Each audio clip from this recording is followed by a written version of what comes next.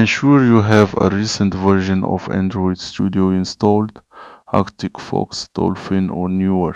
Now to install the Augment plugin, open Android Studio and go to Files greater than Settings Plugins on Mac.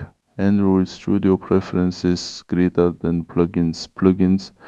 In the plugin settings, click the Marketplace tab. Use the search box and search for Augment Code AI or just Augment. You should find Augment, the AI coding assistant plugin for JetBrains IDEs. Click Install on that plugin. After installation completes, restart Android Studio. The IDE will usually prompt you to restart to activate the plugin. Once restarted, look for the Augment Code panel in Android Studio.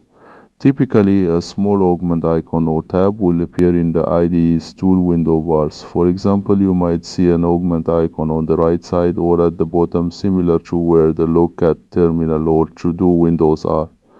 Augment Code requires an IDE version that supports the embedded browser interface JCF.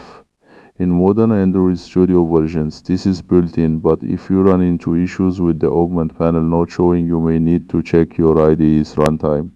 In Android Studio, go to Help, find Action. Search for Choose Boot Java Runtime for the IDE. Make sure the selected runtime ends with JCF.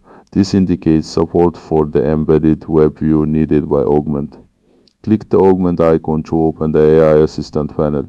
It will ask you to log in to your Augment Code account. Go ahead and sign in with the account you created. After signing in, the Augment plugin will be active inside Android Studio.